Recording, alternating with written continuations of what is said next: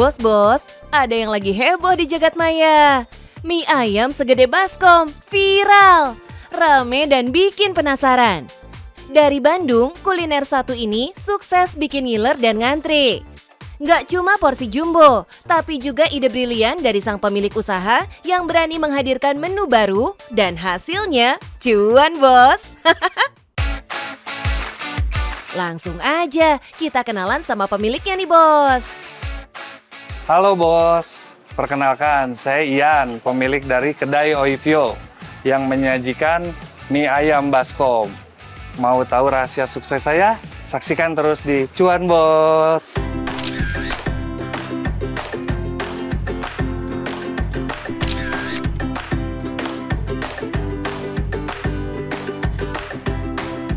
Pas banget nih, Kak Irma diajak untuk lihat proses pembuatan mie-nya dulu. Bikin sendiri ya? Nah, bikin sendiri Mbak. Ciri khas dari mie ayam ini tuh apa sih, Mas? Jadi ciri khas mie-nya yang kita bikin sendiri ini cuy, tidak mudah putus. Kalau Mbak Irma mau coba, bisa langsung coba sendiri. Nih bos, waktunya kita nyobain. Siapa tahu tahun depan jadi tukang mie ayam juga kan? Dari adonan tepung yang telah kalis, digiling terlebih dulu sampai rata. Kalau hasil aku kayak gini ya bos ya? Masih jelek ya? Berarti butuh di Nggak apa-apa. sekali lagi ya? Ya, nanti Oke, kita sekali coba lagi lagi, kita oke? giling. Nggak semudah kelihatannya kan, bos? Baru deh, cetak memanjang. Kita bisa produksi mie sendiri itu awalnya kita memang dari ngambil mie-nya tuh dari supplier. Cuman untuk ngepres harga biar murah, akhirnya kita bikin mie-nya sendiri. Biar harganya terjaga tuh, makanya ada harga di kita mulai dari 10.000 karena kita bikin produknya sendiri, mie-nya sendiri. Hasil dari mie yang dibuat sendiri juga punya keunggulan dari mie ayam pada umumnya. Nih bos, hasil pencetakan aku hari ini. Mie-nya udah jadi. Gimana? Ini udah oke belum? Udah oke Mbak. Udah oke. Iya, Berarti bisa langsung dimasak? bisa. Ayo kita Nanti masak. langsung kita masak ya. Oke. Oke, Mbak. Lanjut, kita ke dapur produksi mie ayamnya yuk, bos. Nah bos, sekarang kita lagi mau ngeracik mie ayam yang sebaskom ini, lihat. Kira-kira gimana ya cara ngeracik mie ayam sebaskom ini? Boleh dong Pak, ajarin dulu kayak Ya, gimana? Untuk pertama, kita masukin dulu mie-nya. Menghadirkan mie ayam baskom tidak serta-merta begitu saja. Masukan dari konsumen jelas jadi ide bagi doi untuk membuat varian baru.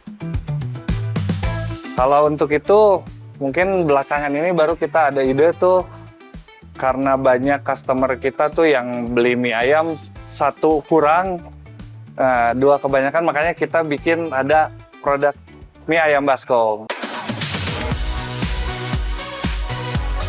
Bumbunya hampir mirip kok, bos, sama racikan mie ayam pada umumnya.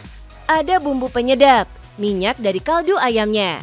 Dan ini dia yang ngebedain, bos, porsinya. Bisa berkali lipat dari porsi standar. Kalau untuk mie ayam baskom itu, untuk di mie-nya ada 2 porsi, untuk di toppingnya ada 3 porsi, dan baksonya juga 3 kali lipat dari porsi biasa. Wih, nggak heran kalau sampai disebut baskom. Nggak cuma dari porsi, mie ayam yang dihadirkan di kedai ini juga dipadukan dengan varian topping yang kekinian loh. Oke ya, ini harganya berapa sebaskom kayak gini? Sebaskom gini harganya 28.000, udah plus es teh manis jumbo. Varian di kita itu mie ayamnya beda dari mie ayam lain. Kalau mie ayam lain ya mungkin secara umumnya mie ayam lah gitu. Cuman kalau di kita ada punya 4 rasa varian. Dan 4 variannya itu ada mie ayam saus black pepper, ada mie ayam saus Korea, ada mie ayam sambal hijau, sama ada mie ayam kecap. Oh iya, bos, usut punya usut, usaha kulinernya ini ternyata bukan jadi yang pertama dijalaninya oleh Pak Ian loh. Kalau cerita dikit sih, awalnya itu saya usaha di sepatu custom perempuan. Dari situ kita beralih ke yogurt, minuman yogurt. Dari minuman yogurt ke kue lava cake tuh yang isinya coklat. Nah, dari situ baru kita ke mozzarella dan sekarang ke mie ayam. Dulu jualan sepatu custom, sekarang jualan mie ayam baskom. Semua sah-sah aja, yang penting cuannya tetap jalan. Karena di bisnis, yang penting bukan selalu soal konsisten di satu bidang, tapi adaptif ngeliat peluang, ambil kesempatan dan gaspol. Ternyata juga mie ayam baskom ini bukan menu lama loh. Justru baru diluncurkan sekitar 2-3 minggu terakhir. Viral di media sosial, antrean mengular sampai netizen rela datang dari luar kota. Semua demi semangkuk mie ayam. Maksudnya sebaskom mie ayam. Dengan ramainya pembeli tiap hari, bos-bos pun jadi kepo nih. Kira-kira cuannya segede apa ya? Kalau omset sih ya alhamdulillah. Cuman kalau misalkan ngitung per harinya, kita mie ayam tuh bisa habis 200-300 porsi satu hari.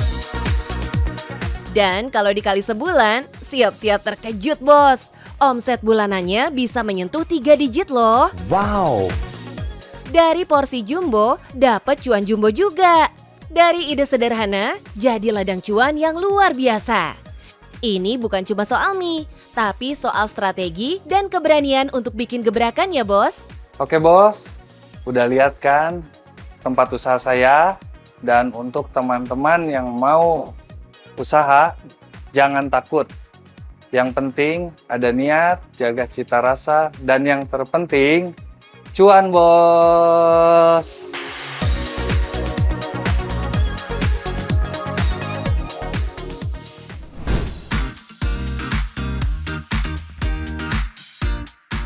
Wah, banyak banget ya sapu lidinya di sini bos.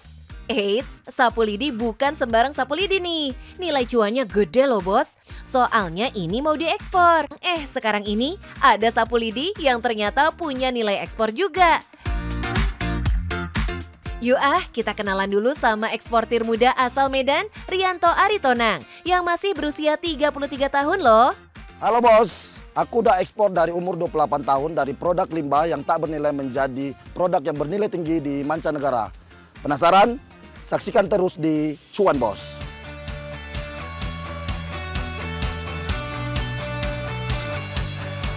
Dari limbah jadi punya nilai cuan tinggi. Ajib banget nggak tuh bos? Sapu lidi ini berasal dari pelepah sawit yang ditebang untuk mendapatkan buah sawit. Makanya pelepah-pelepah sawit yang berjatuhan ini bisa dibilang limbah ya bos. Limbah satu ini ternyata banyak dilirik sama negara luar bos. Seperti India, Pakistan, Thailand, bahkan Cina loh.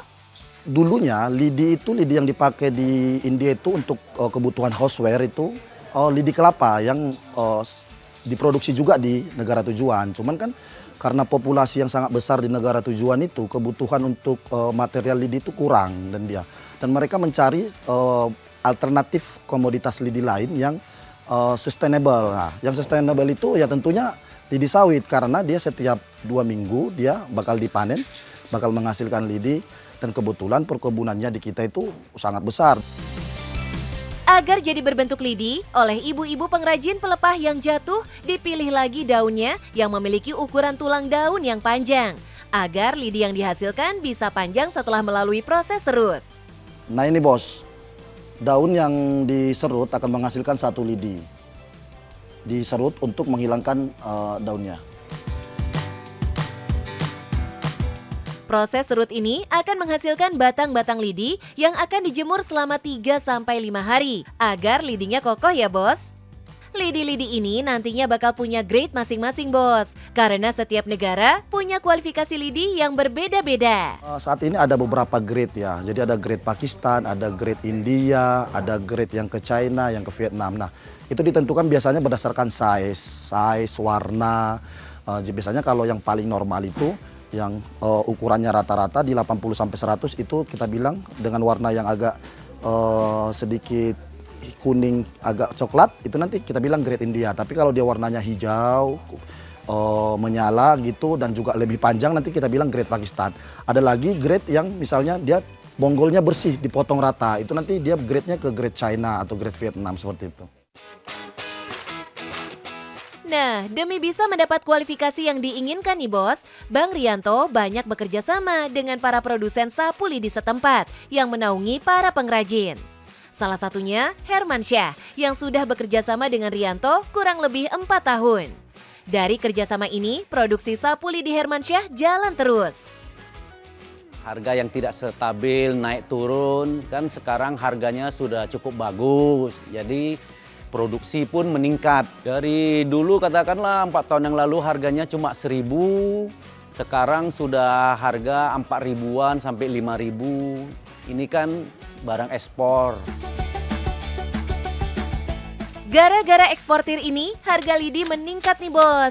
Dari yang sekilonya di Indonesia cuma Rp4.000 per kilo, tapi kalau dikirim keluar bisa 14 sampai 15.000 per kilonya. Mantap! Dalam sebulan, Bang Rianto ini bisa ekspor 12 sampai 15 kontainer atau di atas 300 ton per bulan, bos. Wih, menyala sekali ya abang ini. Jadi kepo nih sama omset Bang Rianto ini. Berapa sih omsetnya sebulan, Bang? Sekitar 2,2 sampai 2,3 M. Bener-bener menyala omsetnya, bos. Bisa tembus miliaran dari limbah doang. Gokil banget, bos. Kebutuhan lidi ini cukup besar ya, bos, potensinya. Kenapa Bang Rianto bisa rutin ekspor? Salah satunya ke negara India, karena di sana ada budaya yang menganggap sapu lidi ini bisa buang sial. That's why 2-3 kali pakai langsung dibuang sama orang India. Di mereka itu ada festival besar namanya Festival Deepawali. Itu rangkaian festival-festival. Nah, selama rangkaian festival-festival ini, mereka biasanya bersih-bersih. Nah, ini termasuk bagian dari anutan budaya yang nantinya mereka dengan bersih-bersih itu kayak menghilangkan sial, bala, dan lain-lain. Bang Rianto emang pinter deh lihat peluang ekspor. Dari kecil, Doi emang selalu pengen level up dari kehidupan ekonomi keluarganya yang serba kekurangan. Kebetulan memang orang tua saya bisa dibilang basicnya keluarganya memang petani ya jadinya. Jadi orang tua saya sebelumnya memang bekerja di salah satu perusahaan, tapi sejak saya SMP itu udah di PHK. Jadi memang orang tua saya kalau bisa dibilang mulai dari SMA itu kalau ayah saya itu memang tukang becak gitu. Dan kebetulan kalau bisa saya ingat kembali waktu saya kuliah di Semarang itu bahkan untuk mengunjungi saya sekali satu semester atau sekali setahun itu nggak bisa. Dan waktu wisuda saya pun waktu itu orang tua saya naik ALS dari Sibolga sampai ke Semarang. Aduh, jiwa perintis nih bos. Berkaca dari kehidupannya ini, Doi bersama temannya bikin program beasiswa untuk mendukung anak-anak yang gak mampu untuk sekolah atau melanjutkan kuliah. Selain itu, Doi juga membantu orang-orang yang mau bekerja. Keren gak bos? Bang Rianto bisa menjadi contoh buat kita ikutin bos. Doi bisa memanfaatkan sumber daya yang ada di sekitarnya untuk menjadi barang dengan nilai cuan yang besar. Mantap! Dalam usaha itu motonya cuma satu, rugi itu pasti, resikonya kayak. Yang penting cuan bos.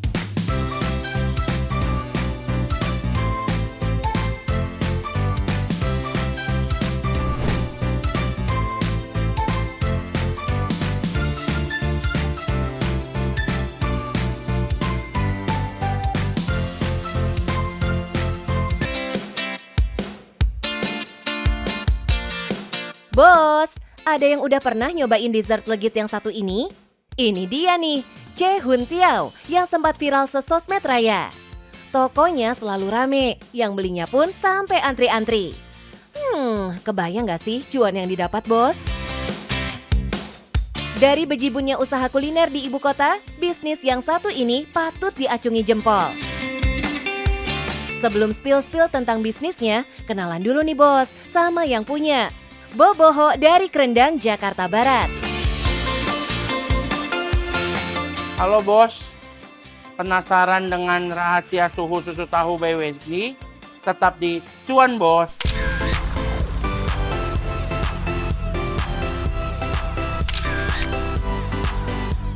Sebelum memulai usaha kulinernya sendiri, Ko Wendy memang sudah berkecimpung di dunia masak-memasak bos. Berguru pada bisnis kuliner keluarga sebagai juru masak, beliau mulai menyalurkan passionnya. Dari kecintaannya inilah, 2018 silam, Koko punya impian untuk membuka usaha sendiri. Awalnya itu sebenarnya saya mulai dari gerobakan. Jadi waktu itu di tahun 2021 itu saya masih jual kue tiaw. Tapi ketika waktu itu saya udah berpasangan, tapi belum menikah sama pacar saya. Kita mikirin bisnis apa ya yang kita kira-kira bisa jalanin. Kebetulan kami lagi ada tempat untuk bisa dipakai untuk jualan gitu. Awalnya, Koko mulai berjualan 4 menu aja, Bos. Ada susu tahu, sari kacang hijau, bubur gunting, dan liang teh. Makanya, Ko Wendy beri nama usahanya dengan Suhu alias susu tahu. Ibarat kata menanam, pohonnya nggak langsung berbuah, Bos. Ko Wendy sempat terseok-seok juga saat memulai bisnis kulinernya. Titik terendahnya waktu itu ya pas pertama kita buka lah. Belum ada merek dan kita mencoba untuk sehari itu paling kita laku beberapa porsi aja untuk sebelum kami jual cahun-cahun ini ya. Kami cuma jual susu tahu dan lain-lain. Nah itu ya kita tetap percaya diri bahwa produk kita bagus. Kan namanya kalau usaha kan ada up and down ya. Nah ketika down itu kita harus tetap semangat supaya jualannya hari ini mungkin jelek, belum tentu hari kedepannya juga begitu. Jadi tetap berusaha, jangan menyerah, gampang menyerah itu aja. Nggak mau terus terpuruk, Ko Wendy terus mencari gebrakan-gebrakan baru biar bisnisnya bertahan. Siapa sangka, ide terobosannya justru muncul saat beliau pulang kampung. Jadi waktu itu saya pulang ke sana, saya cobain cahuntiao. Sebenarnya saya udah sering makan sih di sana ya. Jadi suka banget sama cahuntiao. Tapi waktu ke Jakarta itu banyak yang jual sebenarnya ya. Sebelum saya pun senior-senior saya banyak yang udah jual. Cuman menurut saya kurang cocok di saya.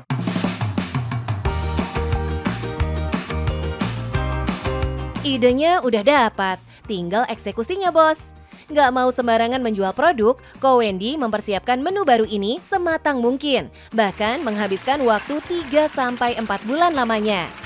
Setelah beberapa kali trial dan error, Ko Wendy akhirnya dapat resep terbaik yang siap menggoyang lidah. Jadi mungkin kalau orang Pontianak langsung yang makan ke sini pasti ada yang bilang bongkonya nggak sama atau berbeda gitu. Tapi emang saya akui emang kita nggak bikin persis sama di Kalimantan. Karena emang ada sedikit saya ubah biar lebih cocok ke orang Jakarta. Dan akhirnya ternyata pasar market sangat suka dan viral kemana-mana. Dari produk jualan inilah, dessert Ko Wendy laris manis. Meski memulai di usaha gerobakan, pembelinya sampai tumpeh-tumpeh.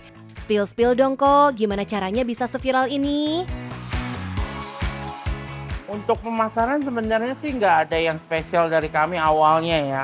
Jadi awalnya memang kami hanya berjualan untuk mengandalkan produk, biar produk kami yang berbicara lah, ibaratnya seperti itu. Ternyata banyak pasar suka, dan ada beberapa food blogger ternyata ya influencer yang nyobain juga. Dan sekarang itu mulai dari banyak media juga yang datang untuk liput. Jadi kalau untuk pemasaran di zaman yang modern seperti ini, yang paling penting itu kayaknya sekarang itu sosial media.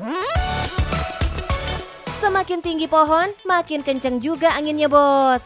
Viralnya tahu susu Ko Wendy ini otomatis mancing para kompetitor untuk meniru usahanya. Pesaing bisnisnya juga berusaha mengambil pembelinya yang bejibun dengan cara-cara curang, Bos. Udah ditiru, tapi balik lagi ya, kita kan kembali ke produk kita ya. Jadi cuman memang yang agak tricky itu sekarang ada yang bikin mirip-mirip namanya. Jadi emang niatnya itu buruk untuk mencoba menggocek customer kami gitu. Jadi banyak sekali tamu yang telepon saya, kok buka cabang di sini ya, buka di sini ya. Tapi kita sementara ini belum buka cabang. Untuk kedepannya kita udah ada rencana buka cabang. Nanti ditunggu aja untuk kabarnya, kita ada buka cabang. Cuman untuk sekarang masih cuma di Terendang aja. Bos, kunci penglaris usaha kuliner ini ada di Cahuntiao, dessert berkuah santan asli Pontianak. Ada kacang merah, cincau, ketan hitam, kue bongko, dan yang paling penting adalah candil putih yang mirip bihun ini nih. Dalam seharinya aja, Ko Wendy bisa menghabiskan 20 kilo bihun kering. Selain cehun tiao, beragam menu juga tersedia di kedai ini. Mulai dari kolak Pontianak, es jelly, dan masih banyak minuman lainnya. Nggak cuma yang manis-manis doang, yang gurih juga ada, bos. Menu-menu Chinese food seperti choy pan dan cako kue juga tersedia.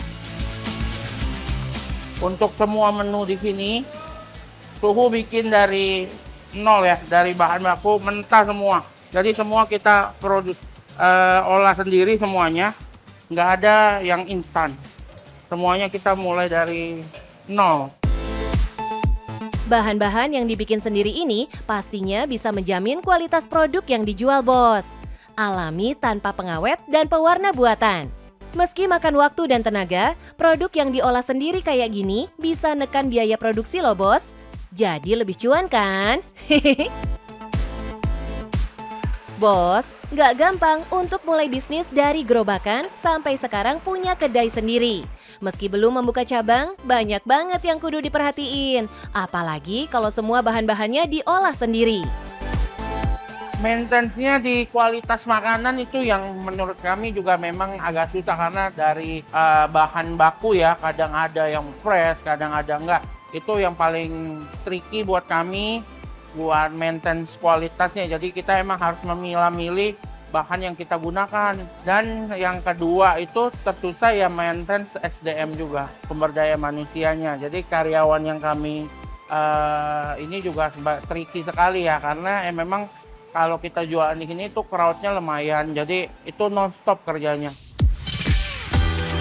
Sukses berbisnis, sekarang Ko Wendy udah punya 30-40 karyawan loh, bos. Meskipun jajanan receh begini, cuannya nggak kaleng-kaleng. Siapa sangka nih, bos, dari doyan masak, jualannya bisa sampai viral. Biarpun mulai dari kecil-kecilan, kalau ditekunin, pasti ada aja kok cuannya. Gimana, bos? Masa nggak tertarik buat mulai bisnis? Nah, bos, untuk bisnis yang penting kita harus jujur dan jangan pantang menyerah. Dan jangan lupa dengan Tuhan. Yang penting cuan, bos.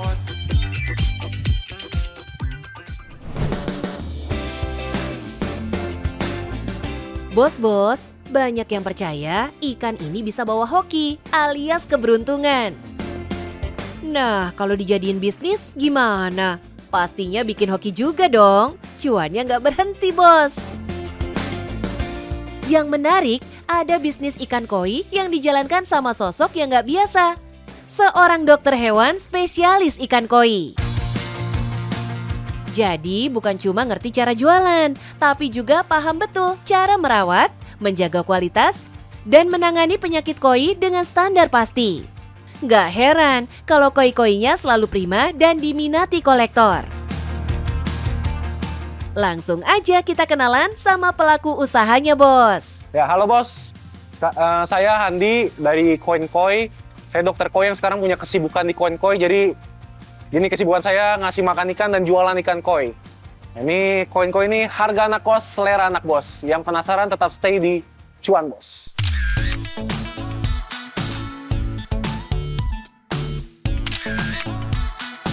Ini dia Handi Usman, dokter hewan spesialis ikan koi loh, bos. Ikan-ikan koi yang dihadirkan di sini juga bukan koi sembarangan. Kita impor, ini ikannya semuanya impor dari Jepang dan kita impor berbagai size. Jadi mulai ukuran kecil sampai yang jumbo. Kalau kita bilang jumbo tuh di atas 70 cm. Jadi karena koi itu besar-besarnya bisa sampai 1 meter. Siapa sangka ikan koi yang kalem ini ternyata bisa jadi ladang bisnis yang menjanjikan banget. Khususnya koi impor langsung dari negeri Sakura, Jepang.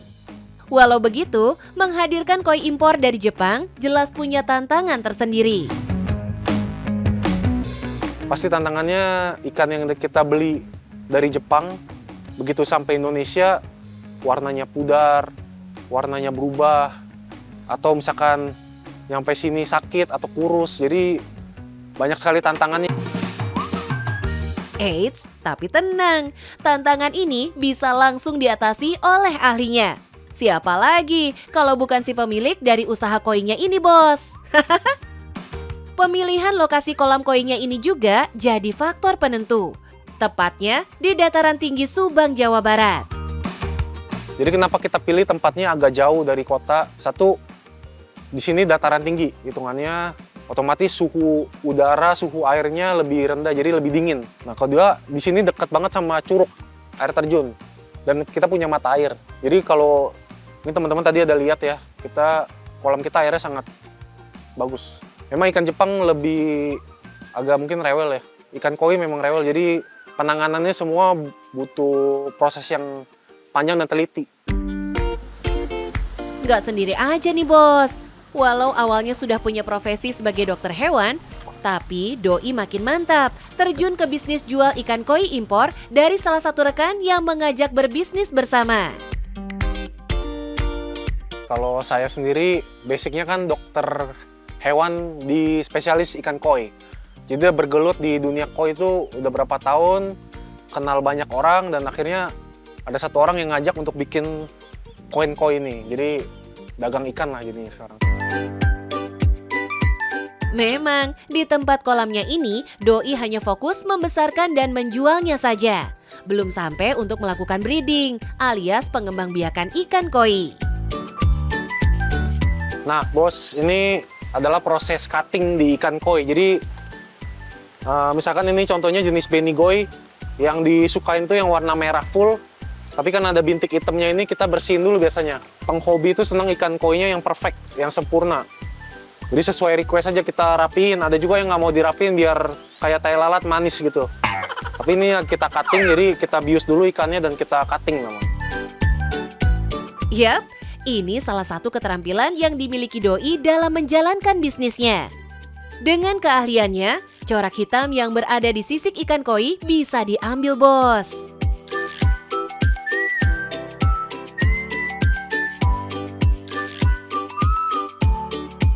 Masing-masing jenis tuh punya ukuran kecantikannya masing-masing. Kayak misalkan kita nilai, oh orang Indonesia yang cantik tuh yang seperti ini. Oh kalau orang Barat yang cantik tuh seperti ini. Orang Afrika yang cantik tuh seperti ini. Jadi masing-masing jenis tuh punya ukuran kecantikannya masing-masing. Pertama, ukuran. Semakin besar ikan, makin cuan, Bos. Koi jumbo bisa punya harga setara motor, bahkan seharga mobil loh. Terus, warna dan polanya. Makin tegas, makin simetris, makin mahal. Bloodline alias keturunan juga penting. Koi dari Jepang emang udah paling topnya, ditambah dari peternak legendaris. Jangan lupa bentuk tubuh, kesehatan, dan bahkan kelincahan juga masuk hitungan.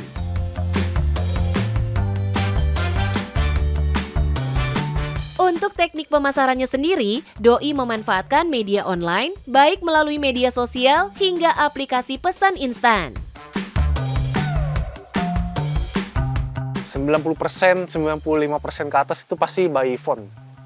Jadi karena posisi kita cukup jauh ya dari kota, jarang lah. Tapi walaupun ada, tapi jarang yang datang ke sini. Udah tahu market dan ada yang order juga kayak, "Dok, tolong cariin ikan yang ini." Oke, ntar saya serokin.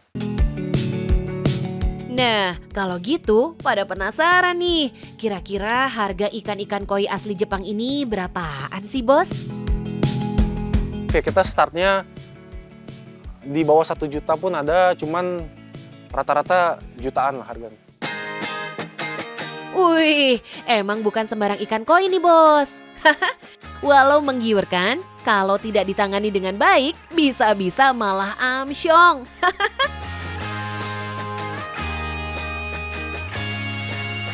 Nah, Bos, gimana usaha koi saya? Menarik kan? Nah, tiap koi punya warna yang unik sama kayak jalan bisnis masing-masing orang. Yang penting harus sabar dan konsisten. Dan yang penting, cuan, Bos!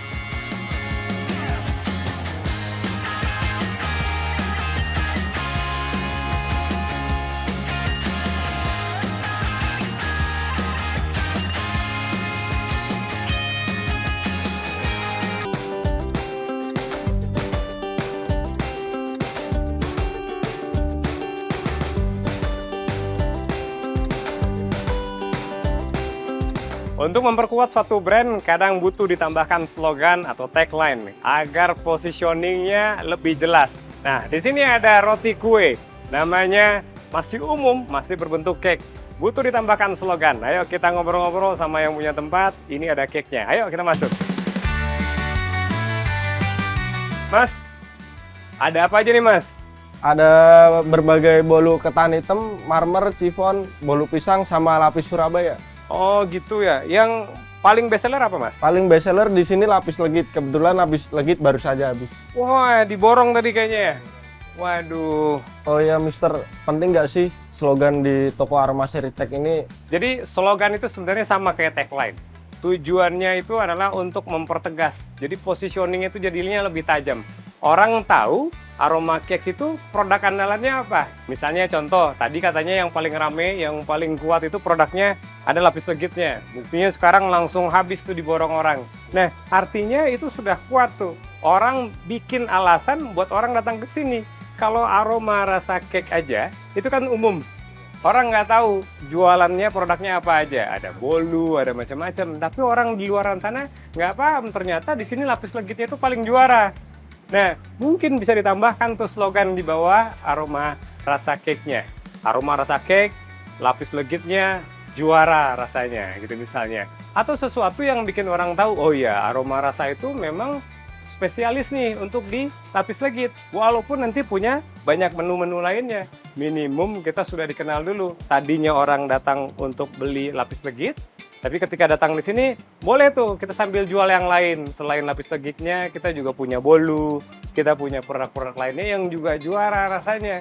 Tapi slogan itu penting, biar positioningnya jadi jelas. Terima kasih ya Mister atas saran dan tipsnya. Semoga kedepannya semakin maju aja di toko ini. Coba disiapin, mudah-mudahan penjualannya makin bagus, makin rame ya. Amin. Terima Tapi kasih. saya jadi nggak Mister. kebagian lapis legitnya dong nih. Iya, bisa. Berapa lama lagi?